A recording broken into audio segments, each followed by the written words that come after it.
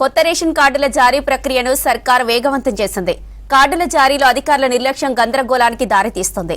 చిన్నారులను adding కోసం applications ఇస్తే కొత్త కార్డులు వారి పేరిట జారీ అవుతున్నాయి. వెల్ఫేర్ స్కీమ్లకు రేషన్ కార్డులు కంపల్సరీ చేయడంతో త్వరగా ఇవ్వాలని జనం కోరుతున్నారు. కొత్త రేషన్ కార్డుల జారీలో గందరగోళం నెలకొంది.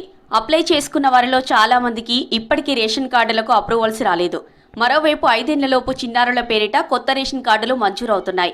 ఇప్పటికే ఉన్న రేషన్ కార్డులో తమ పిల్లల పేర్లను చేర్చాలని పేరెంట్స్ దరఖాస్తు చేసుకుంటే అధికారుల తప్పిదంతో పిల్లల పేర్లతోనే కొత్త కార్డులు అప్రూవల్ అవుతున్నాయి. అంతేకాకుండా ఈ నెల వారికి రేషన్ కోటా కూడా మంజూరైంది. కొత్త రేషన్ కార్డుల పంపిణీ ఇంకా మొదలు కానప్పటికీ ఆన్లైన్లో అప్రూవల్స్ ఇస్తూ అప్డేట్ చేస్తున్నారు. పలు గ్రామాల్లో వందలాది మంది చిన్నారులకు రేషన్ కార్డులు మంజూరైనట్టు కంప్లైంట్స్ వస్తున్నాయి. మరోవైపు కొత్తగా పెండ్లై రేషన్ కార్డు కోసం అప్లై చేసుకున్న వారికి ఇంకా కార్డులు రాలేదు. అప్లై చేసుకున్న వారి పేరు గతంలో ఎక్కడా ఏ రేషన్ కార్డులోనూ ఉండకూడదనే రూల్ ఇందుకు కారణమవుతుంది. ముందుగా పాత కార్డులో పేరు డిలీట్ చేసుకుని అప్లై చేసుకున్న వారికి మాత్రమే కొత్త కార్డులు ఇస్తున్నారు. పాత కార్డుల్లో పేరు ఉన్న వారికి పక్కన పెట్టారు.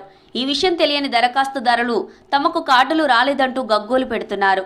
దీనిపై అధికారులు గ్రామాల్లో మరింత అవగాహన కల్పించాల్సి ఉన్నా ఆ దిశగా చర్యలు తీసుకోవడం లేదు. అర్హులైన ప్రతి ఒక్కరికి రేషన్ కార్డులు ఇస్తామని ఇదివరకే ప్రభుత్వం ప్రకటించింది. కొన్ని రోజులుగా నిరంతర ప్రక్రియగా అప్లికేషన్లు స్వీకరిస్తుంది.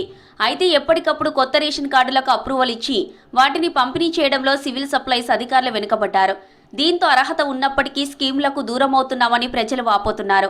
500కే గ్యాస్ సిలిండర్, ఇందిరమ్మ ఇండ్లు, రైతు భరోసాతో పాటు ప్రభుత్వం కొత్తగా ప్రారంభించిన రాజీవ్ యువ వికాసం స్కీమ్కు కూడా రేషన్ కార్డు తప్పనిసరి చేశారు. ఇప్పటికే 4-5 సార్లు రేషన్ కార్డులు జారీ చేయనున్నట్లు ప్రచారం జరిగినా ఇంతవరకు పంపిణీ మొదలు కాలేదు. రేషన్ కార్డులు ఎలా ఉండాలనే దానిపైన అధికారుల్లో క్లారిటీ లేదు.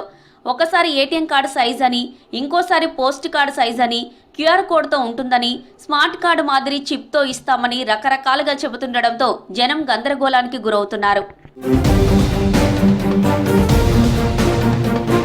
కాంగ్రెస్ అధికారంలోకి వచ్చిన తర్వాత ప్రజాపాలన కార్యక్రమంలో భాగంగా 2023 డిసెంబర్ 28 నుంచి 2024 జనవరి 6 వరకు రేషన్ కార్డుల కోసం అప్లికేషన్స్ తీసుకున్నారు.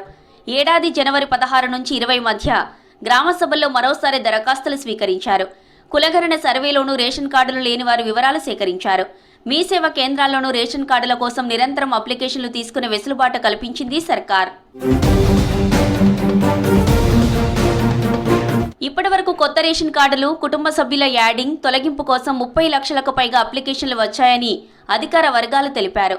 ఇందులో డూప్లికేట్ తీసేయగా కొత్తగా రేషన్ కార్డులకు కనీసం 10 లక్షల అప్లికేషన్లు అర్హులవేనిగా అంచనా వేస్తున్నారు.